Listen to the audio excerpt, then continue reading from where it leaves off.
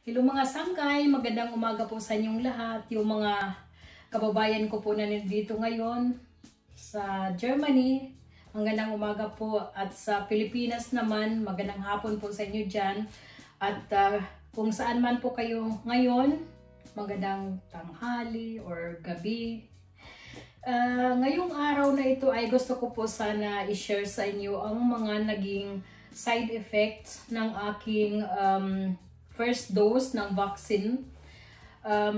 Ngayon po ay bali 1 week na mula nung ako'y na-injectionan. Talagang hindi po talaga ako makapag-vlog at gusto ko sana i-share kagad sa inyo yung mga experience ko araw-araw. Kaya lang sa sobrang ko talaga, sa sobrang antok, hindi ako nakapag-vlog. At saka na-busy din ako sa mga nakarang araw mula Lunes hanggang kahapon. Bali kahapon ay Miyerkules, Huwebes ngayon. Na araw-araw akong nasa dentist kasi nagpalinis ako, tapos ni-laser nila, tapos check up. Ngayon po ay wala akong pero pupunta din naman ako sa ibang doktor. Ay, lagi na lang napunta ng doktor, kaya ganun talaga. Tapos bukas balik naman ulit ng dentist para i-check nila kung okay lahat ng mga ngipin ko kasi nagpalinis ako at wala namang masakit sa akin dahil hindi naman masakit magpa-laser eh. Diba, pinapatay nila yung bacteria ng doon sa ngipin mo or sa gums. Pero ang gusto ko po i-share sa inyo ngayon ay yung naging epekto or side effect ng vaccine na ginawa ko last week. Yun nga po, bali nung una, hapon na kasi ako na-injectionan, wala naman akong, hindi naman masakit magpa-inject, kaya huwag kayong mag-alala na sabihin nyo, ay ang sakit-sakit, hindi po masakit, talagang wala akong naramdaman, parang wala lang.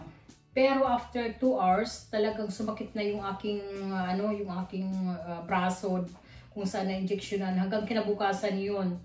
Talagang halos hindi ko maigalaw yung aking katawan. Pero sasabihin naman ng doktor na huwag kayong magtrabaho, kailangan i-relax nyo lang yung katawan, huwag masyadong mabubuhat. Kaya yun din ang ginawa ko. Kaya lang sa kinabukasan talagang super super antok ako at saka lagi akong hinaghatsi, yung inatake ako ng allergic ko. Ewan ko kung kasama yan doon sa side effect ng yung bakuna na yun. Lagi akong inaantok, hatsi ng hatsi. Tapos halos nakaiga lang ako sa wala din akong ganang kumain. Tapos ganun din ang nangyari yun sa pangatlong araw. Lagi din akong inaantok, hatsi ng hatsi. Pero yung sakit ng aking braso ng pangatlong araw, hindi na siya masyado masakit. Pero pang 5, 6, ganun din, lagi akong inaantok. Bali 2 araw ako naghatsi, tapos mga kasunod na araw, lagi na lang akong inaantok. Ngayon ay pang 7 araw na, wala naman. Kahapon may konti lang, medyo inaantok pa ako, pero hindi naman talagang yung sobrang antok. Yun po ang naging side effect sa akin ng aking katawan. Kasi yung aking katawan masyado kasi akong sensitive ba? Sensitive. Napaka-sensible ng aking katawan. Kaya kailan lang nabalitaan ko din sa aking doktor kasi nagpa-check ako ng para sa allergy sa mga kinakain ko dahil nga laging sumasakit yung aking tiyan. Pag kumakain ako talagang sumasakit lagi. Tapos nagkakaroon ako ng cramp. Yung cramps sa English yata. Dito cramp. Talagang sumasakit yung aking tiyan. Hindi ko maintindihan. Hindi ako mapakali. Masyado akong nervous. Kaya ganun ako lagi. Tapos sabi sa akin ng doktor na mayroon pala akong allergy sa sa itlog, hazelnut, tapos tapos cow milk. Yun lang, number 4 yung tatlo yung talagang may skala na 1 to 4. Bali yung tatlo na yan ay yun ang sobrang allergy ako sa pagkain. Ay, yan, sa pagkain. Tapos, mayroon pang dalawa, yung pinya at saka kamatis. Yan, bawal sa akin na din kainin. Kaya sabi ko, Diyos ko, ang hilig-hilig ko pa naman magluto, mag-bake. Halos ng mga binibake ko may mga itlog, di ba? Kaya kailangan mag-ingat ako. Or pag nag-bake ako, yung iba na lang pakainin ko. Yung asawa ko na lang pakainin ko kasi yun nga hindi ko naman talaga, hindi ko akalain na talagang pati itlog talagang allergy ako doon. Kasi kung sa bagay, hindi ko yun napapansin dahil yun nga, yung aking tiyan masilan, kahit lahat ng kainin ko, sasakit na lang yung lagi yung aking tiyan. O kaya pagka lumalabas ako, yan, talagang super sakit minsan. Kaya, yun po, yung aking meron kasi akong IBS. Yung IBS, si Dr. William, may IBS din siya eh. Doon ko napanood yung kanyang video na kung anong dapat gawin, kung anong pwedeng kainin sa mga taong may IBS. Sa cow milk, din po ako, alam ko yan noon na allergy ako sa cow milk, yung lactose intolerance.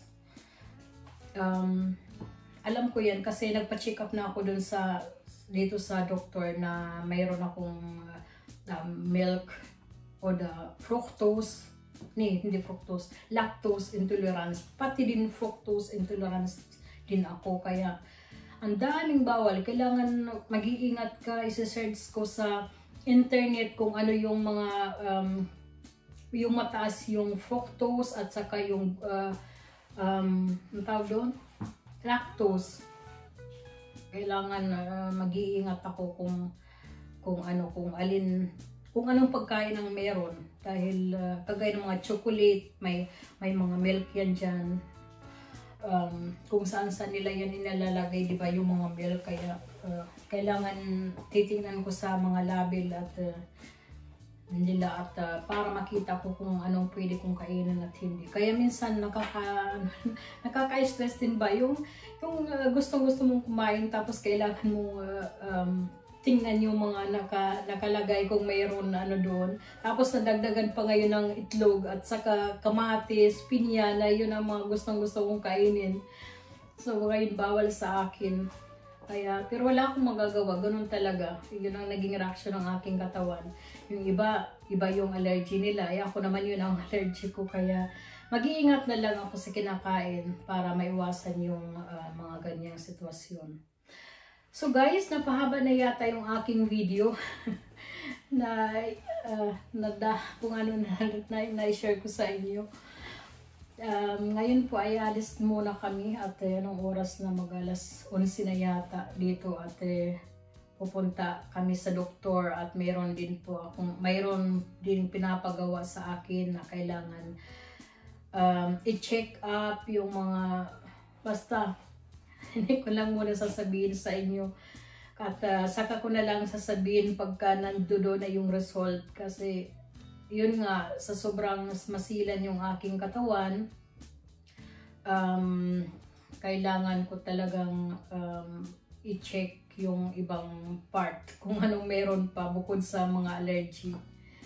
So mga sangkay, yun lang po muna sa ngayon. Sana mabuti po kayong kalagayan ngayon, walang sakit, at mag-iingat na lang po kayo lagi. At maraming salamat po sa suporta sa akin, sa aking YouTube channel Perla Klug.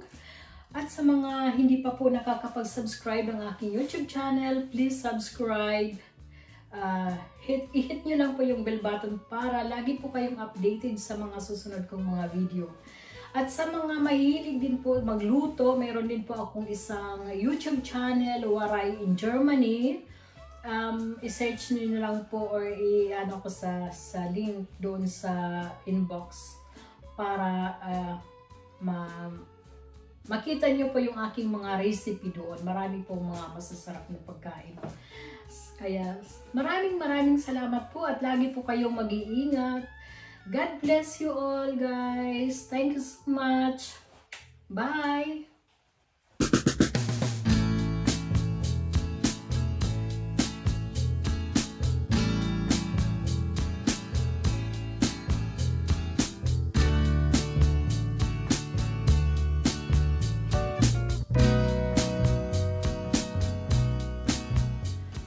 Nandito na kami sa bahay mga sangkay. Grabe, nagutom ako.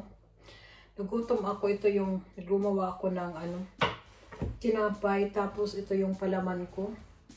Itong Lily's Peanut Butter from Philippines.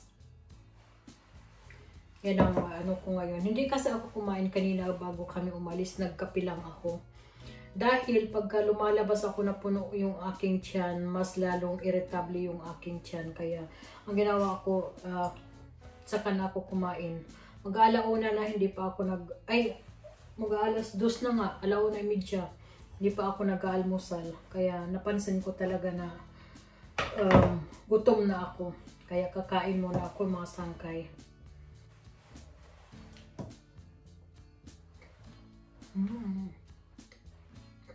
Yummy, matamis.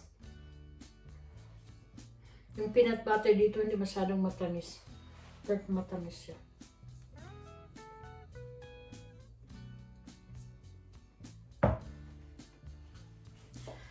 Guys, tapos na po ako kumain. Tamang-tama dumating yung order ko sa Amazon. At ipapakita ko na rin po sa inyo yung aking pinamili. Ayan. Tingnan ko muna baka. Ayan. Minsan kasi muntik ko nang mabuksan yung yung sakwit bahay. Kasi pagka wala sila, ibinibigay nila sa amin. Kaya minsan muntik ko nang mabuksan. Kaya tinitingnan ko muna. So, ito po yung in-order ko.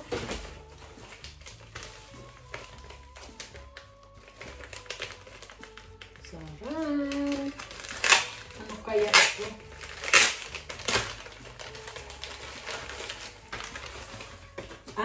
Yan. Dumating na. Ito yung spatula.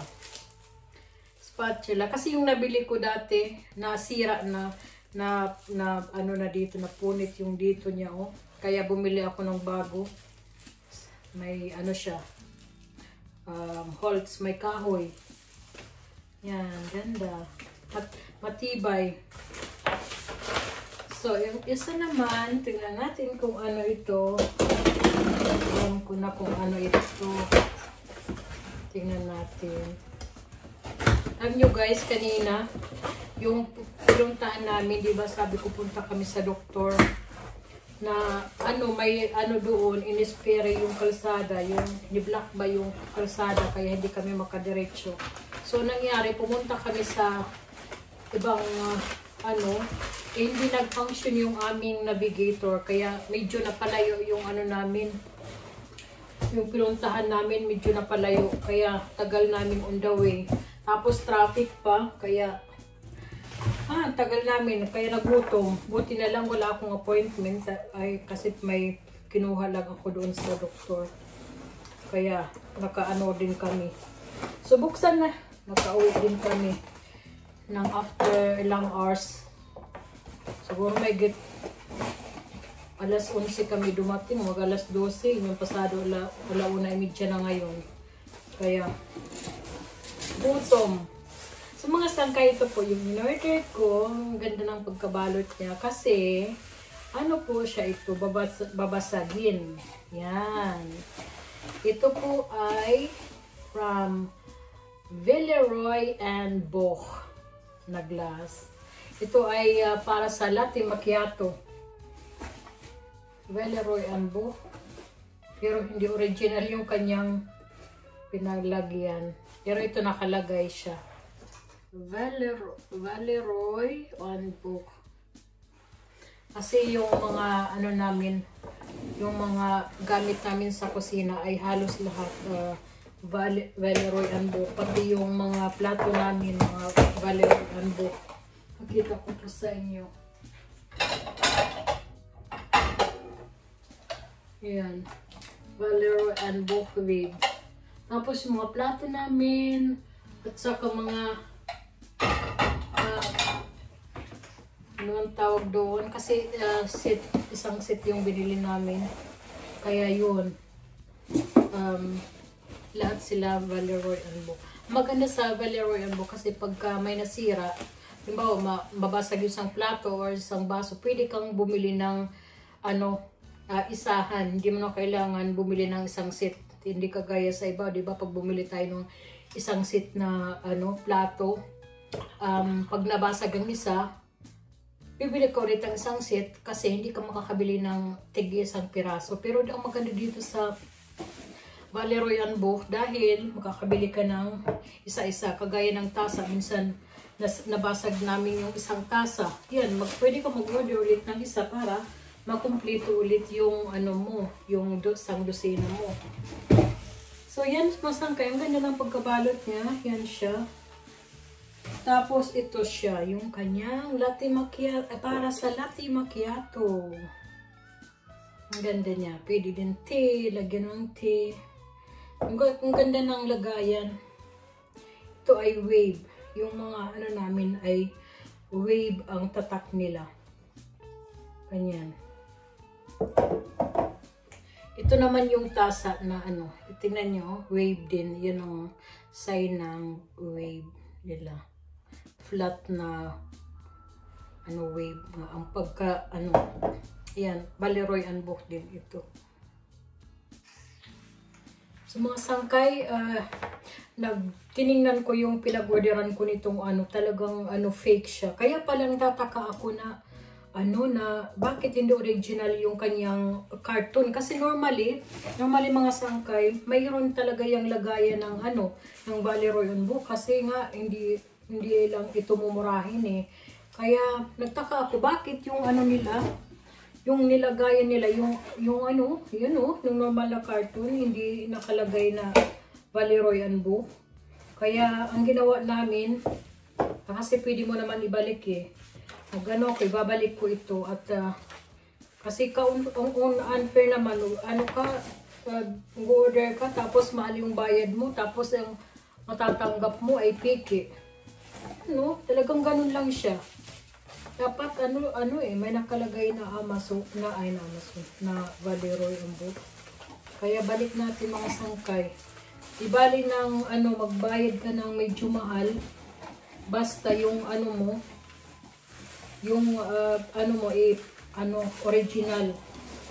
Hindi kagaya nito na piki. Kaya balik natin. So yan mga sangkay, ibabalik na lang natin sa pinagbilhan natin. Wala namang problema ibalik, at saka wala ka din naman babayaran.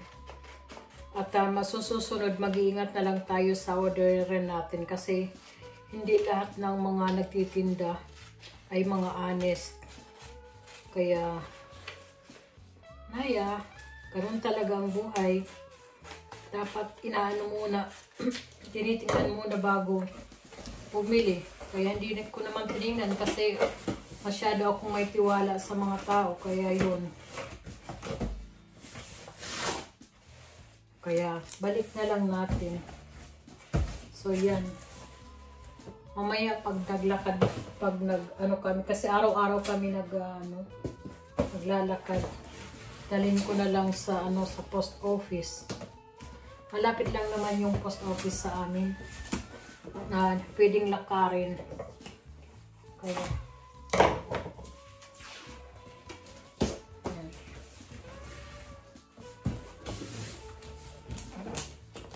So, yan po mga sangkay. Bye-bye. Valeroy & Book.